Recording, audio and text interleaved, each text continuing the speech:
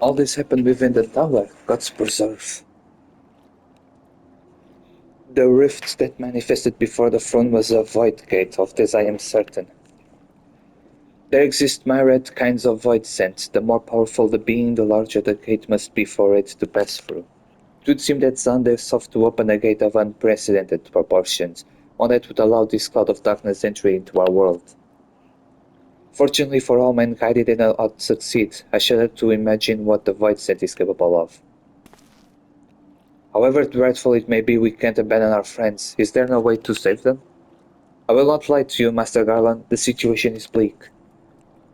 Though void sin can enter our world, the instances of men entering the void have never been documented. It pains me to give voice to my fears, but we do not even know whether our friends still live.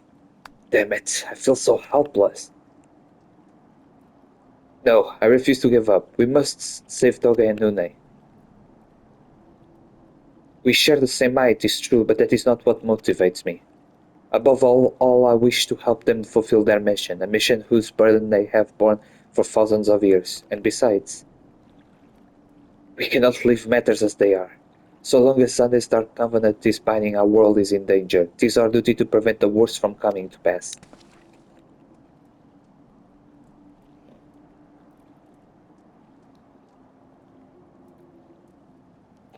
Gra, ever since meeting Une and Doga, you have not quite been yourself. Tell me true, is all well with your eye?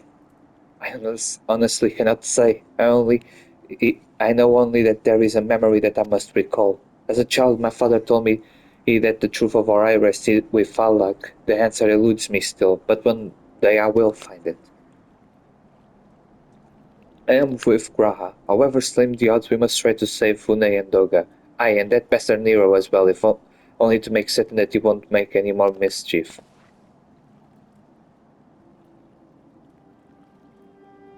You have the right of it. Though we have known them but briefly, Doga and Une are our comrades. We cannot fail them. I shall consult experts in literature both. I swear to leave no stone unturned. Yet know that it may be a while before we are ready to act. I would ask that you all be patient. When dealing with the Void, one cannot be cautious enough.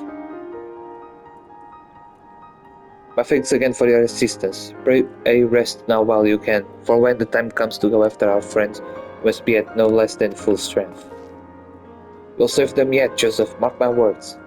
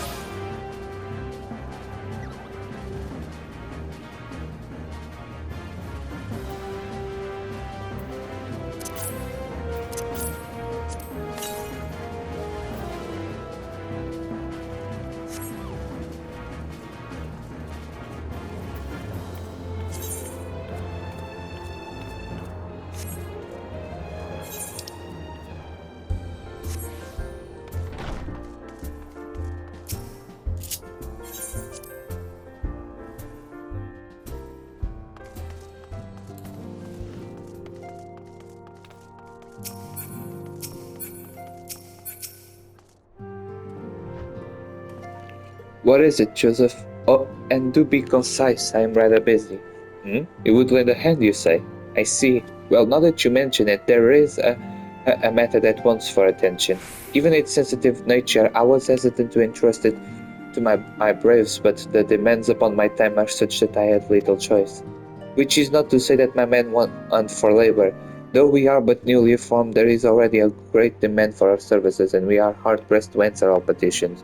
But I digress. The fact is, I would sooner attend to this particular matter myself, but my presence is required elsewhere. That being the case, I have entrusted its resolution to my second-in-command, Captain Hilbert. Tell him that I sent you, and he will furnish you with the particulars. My thanks in advance, Joseph.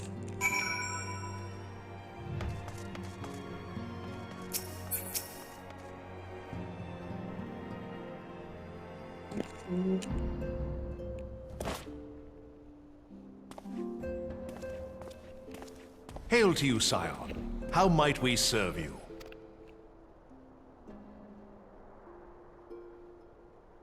Commander Leveilleur bade you serve us? These are welcome tidings indeed. Given the sensitive nature of the task, I could not rely on one of my own.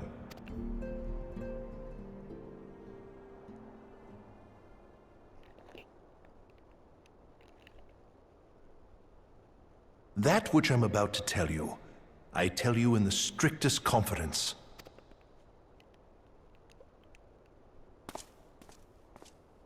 Some days ago, we received certain documents from an anonymous source. They notified us of the presence of a Garlean agent within the ranks of one of the Grand Companies. Following some discreet inquiries, we identified a suspect among the Immortal Flames, whom we detained for questioning. Alas, the man was not our agent. He was but one of many men in the agent's employ. We pressed the traitor for a name, but he had none to give. He claims never to have met his master, whom he knows only as the Ivy. He was, however, certain that this Ivy had coiled itself around every part of the Immortal Flames. It would seem our quarry joined the company some time ago, and gradually recruited others to his cause. These conspirators are the vines by which he learns our secrets, all without exposing himself. What that? It won't be easy to identify the Ivy amidst this tangled mass of subterfuge. But we have a tendril in our hands, and we shall follow it all the way to the gnarled root. Now, much as I would prefer to proceed with due discretion, circumstances demand that this matter be settled post-haste. Garlemald's War of Succession nears its end, and it is feared that the Empire will soon resume its march on Eorzea. When it does, we can ill afford to have traitors in our midst. The Ivy must be rooted out now.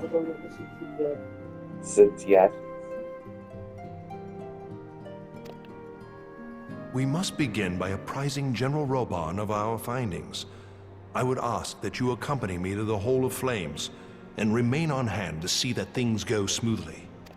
Assuming the Ivy's tendrils are as widespread as we believe, he will be aware that an investigation is underway, and if that is the case, he may well move against us. We must be prepared for anything, while taking care not to betray our purpose by seeming prepared. A simple enough task for a one-man army like you.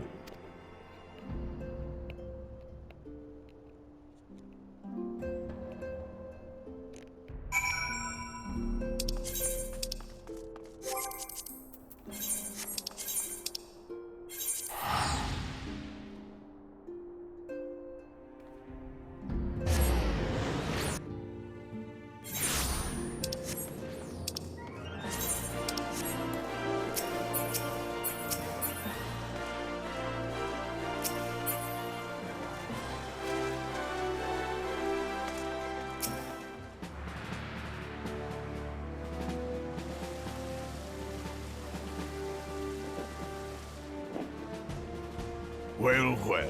What brings you here, my friend?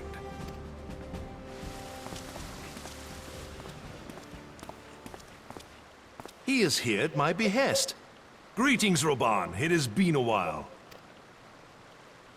Hilbert, you old scoundrel. When they told me you'd be visiting, I scarce believed my ears.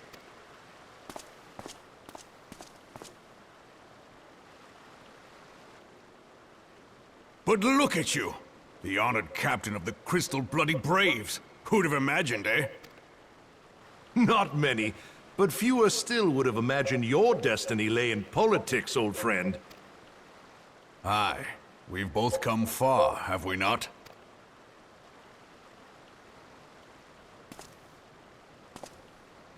Lest you wonder, Hilbert and I go back a long way. We've been friends and rivals since we were lads. The last time we saw each other, Alamigo had just fallen, so you can guess how many summers it's been. And in all that time, not a word from the fool. Ah, well, my dealings tended toward the modest and mundane, unlike some I could mention. As I hear it, no sooner did you reach Thanalan than the brass blades clapped you in irons and dragged you off to die on the blood sands. Being a stubborn sort, you won 1,000 matches and earned yourself a place in the people's hearts while you were about it. Then, with your mountain of prize money, you bought the Colosseum and secured a seat on the Syndicate. Those balls, brother! Rags to riches does not do it justice. You're a hero to the common man. Bah, spare me. I'm no hero. If anyone is worthy of that title, it's our friend here.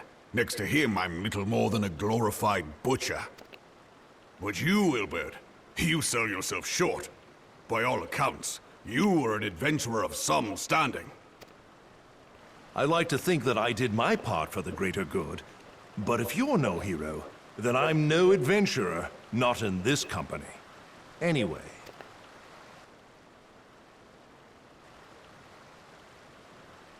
I have tidings. So there has been progress. I've let it be known that this meeting is a reunion between old friends. None will give your visit a second thought. To convene elsewhere would only attract attention. Let us speak here, in plain view of all.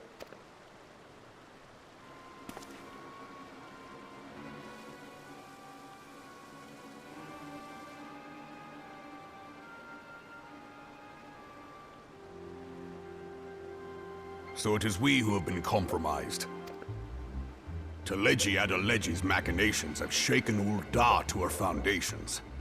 In such uncertain times, a man's loyalty may be bought for a fistful of gil. But if this snake has truly been in our midst for as long as you say, we must needs consider a far graver possibility. Conspiracy. Could it be that the Monetarists have been in league with the Empire from the first? Very well. I will have my most trusted men investigate the matter. Continue your inquiries in the meantime. It does me well to see you again, old friend. When next we meet, let it be over a flagon of ale. I look forward to it. Let us reminisce of bygone days, and drink to the future of our homeland.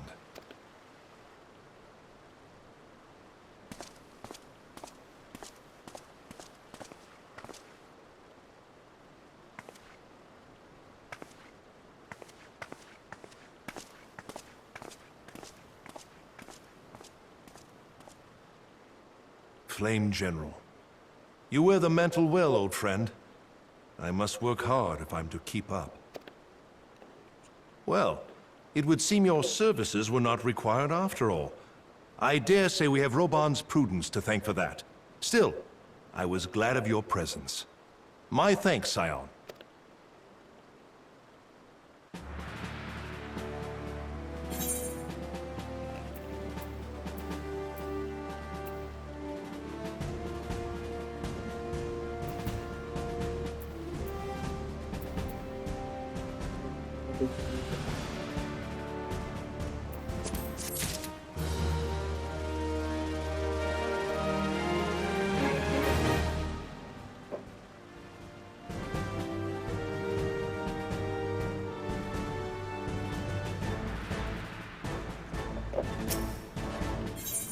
back and forth. Our hunt for the Ivy begins in earnest, Scion. Suffice it to say, we must tread warily. One misstep may well cost us our lives. Our business here is concluded for the time being. Let us return to the Rising Stones and report to Camilla Laverture.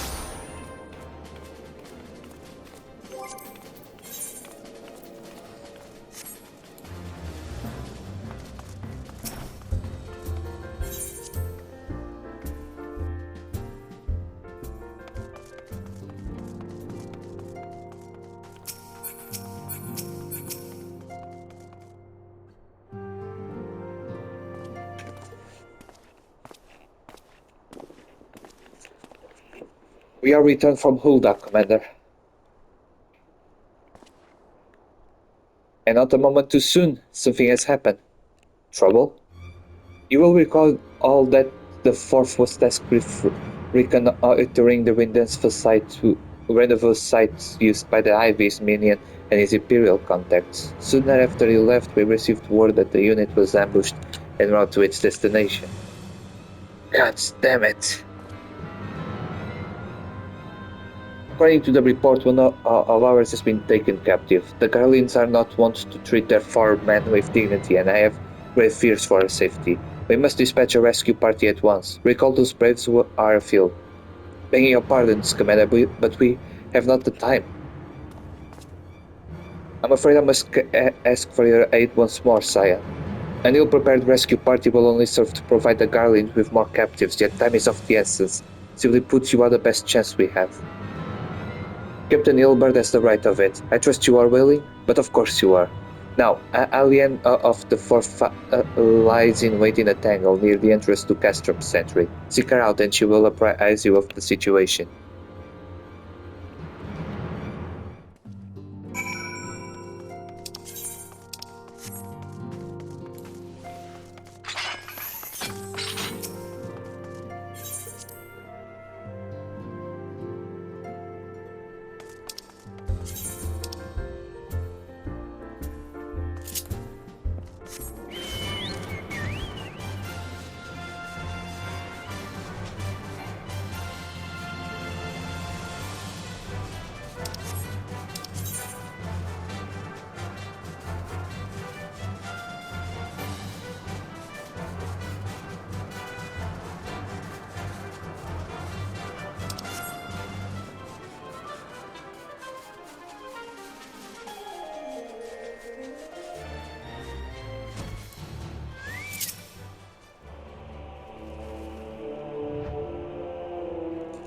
You would aid us in a rescue mission. We are in your debt, Warrior of Light. Now, time is against us, so allow me to brief you on the situation.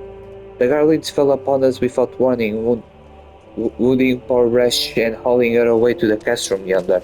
Outnumbered as we were, it was all we could do to flee and regroup. Even as we speak, the Garleans may be interrogating Resh, or worse, we've heard Safi that she will not long survive their attention. We must rescue her without delay. Our order may yet be in an infancy, but the bond that binds us is strong as mithril. None of us will stand by while a comrade suffers. We, the remnants of the Fourth, will infiltrate Castrum's Sentry. Please help us find Resh before it is too late.